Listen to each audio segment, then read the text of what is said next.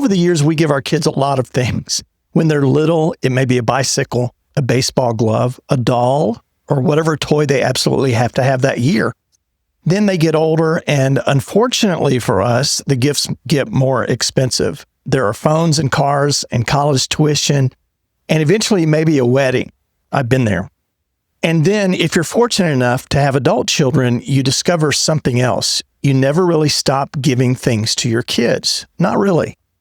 Looking back over my years of raising 3 children, I've come to believe that the most important gifts we give our kids are rarely things at all. They're the things that shape the relationship we have with them and ultimately the kind of adults that they become. There may be no better picture of those gifts than one of the best-known stories Jesus ever told, the story we usually call the Prodigal Son in Luke 15. It's an incredibly rich story, and yet it's simple enough for a child to understand. We usually focus on the younger son and his rebellion, and for good reason. But this is also a story about an extraordinary father. So today, I want us to look at the father because Jesus gives us a remarkable picture of a father who knows when to let go, when to wait, when to forgive, and when to run toward his son. Jesus tells a story about a wealthy man with 2 sons. The younger son comes to him and says, essentially, "Father, give me my share of the estate." Now, in a 2-son family, the older son would normally receive 2/3 of the estate and the younger son 1/3. But the shocking part of the request isn't the amount. It's that the son is asking for it while his father is still alive. In that culture, the message would have been unmistakable. "I want what you can give me, Dad, but I don't really want you. As far as I'm concerned, I wish you were already dead." It was an incredibly shameful rejection of his father and really of his entire family. And yet the father gives him the inheritance. That's interesting, and that's where I see the first gift good dads give to their children. Here it is, the gift of choice. There's a tension in fatherhood that becomes more obvious the older your kids get. While they're young, command and control works pretty well. You tell a 4-year-old not to run into the street, and you're not particularly interested in hearing his perspective on the matter. There are times when dad simply needs to be in charge because children need boundaries, structure. They need safety and leadership. But that changes as our kids grow. Our love stays the same, but our leadership adapts. One of the hardest transitions in fatherhood is realizing that eventually you cannot control the choices your children make. You can teach them, advise them, warn them, tell them what you've learned, and pray like crazy that they make a wise decision, but eventually the decision belongs to them. I've experienced that with my own kids. There have been times when I could see what I believed was the better road, and everything in me wanted to grab the steering wheel. In fact, there are times when I've probably tried to hold on to that wheel longer than I should have. Looking back, I've learned that part of raising capable adults is gradually giving them the freedom to make adult decisions. That doesn't mean we stop having a voice. It means our voice changes. We move from directing every decision to becoming someone they trust enough to seek out for wisdom. Good dads eventually give their children the gift of choice, even when we know there's a possibility they may choose differently than we would. At some point, we have to give them that choice. A good, wise father understands that. The second gift is the gift of consequences. So the younger son takes his inheritance, travels to what Jesus calls a far country, and wastes everything. Then a severe famine hits, and eventually this Jewish boy finds himself working for a Gentile feeding pigs. Jesus' original audience would have understood immediately how low this young man had fallen. He had lost his money, his family, his status, and apparently most of his friends because he was alone. Eventually, he becomes so hungry that even the food being given to the pigs starts looking good. What's interesting is what the father doesn't do. He doesn't chase him down and rescue him. That may be one of the hardest parts of being a dad because we don't like watching our kids struggle.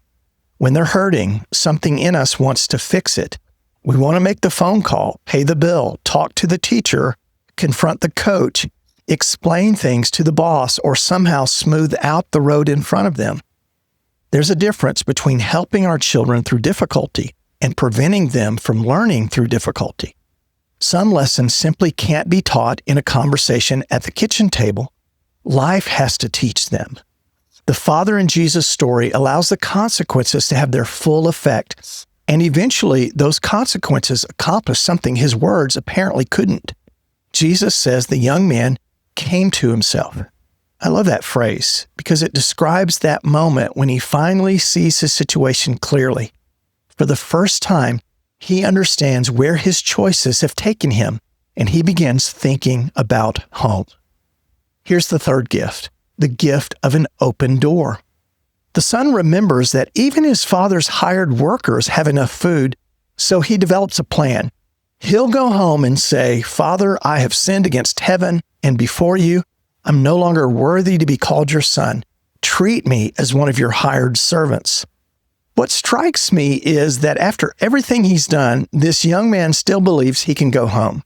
Think about what that tells us about the kind of father he had. Somewhere underneath all the rebellion, all the bad decisions, he still knows something about his dad. He knows his father well enough to believe that the door might still be open. I want my kids to know that about me. And I think I understand it even more now that my children are adults. I may not agree with every decision they make. There may be times when I need to speak honestly, offer advice they don't particularly want to hear, or hold a boundary that matters. But I never want any of my kids to wonder whether they can come to me.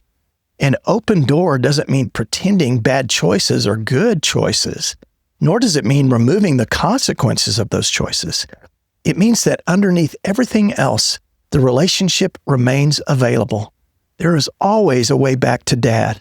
That's an incredible gift for a child to carry throughout life. The next gift that a father gives his children, good fathers give their children, is the gift of compassion. Then Jesus gives us one of the most beautiful lines in the whole story. He says that while the son was still a long way off, his father saw him and felt compassion. Notice what Jesus doesn't say. The father didn't see him and immediately began rehearsing everything the boy had done wrong. He wasn't standing there thinking, "Well, look who finally decided to come back home." He wasn't filled with resentment over the money that had been wasted or the embarrassment his son had caused to the family. His first response was compassion. As dads, I think we can sometimes become so focused on teaching the lesson that we miss the person standing in front of us. We want to make sure our kids understand what they did wrong and that they know we were right. There's certainly a time for truth and correction, but listen, there's also a time when your child simply needs to know that you see them, that you understand that they're hurting and that their pain matters to you, that you see the consequences have done their work in your child's life, and that's enough. Compression doesn't remove truth, it changes the way we deliver it. Our kids need fathers who are strong enough to hold a boundary and tender enough to recognize a broken heart. Those two things aren't in conflict with each other. In fact, I think some of the best fathering happens when we learn how to do both. The next gift is the gift of affection. What happens next would have been shocking to the people listening to Jesus. The father sees his son in the distance and runs to him. Now, in that culture, a dignified Middle Eastern man didn't run. He would have had to gather up his long robe and expose his legs, which was considered humiliating and beneath the dignity of a man of his standing. But apparently, this father doesn't care what anybody else thinks. He sees his boy coming home, and he just takes off and runs. Then he embraces him and kisses him. Think about what this son must have looked and smelled like after everything he had been through. He had been working around pigs. He had traveled a long way home. He certainly wasn't arriving looking his best, but the father doesn't care. He doesn't keep his distance. He throws his arms around him.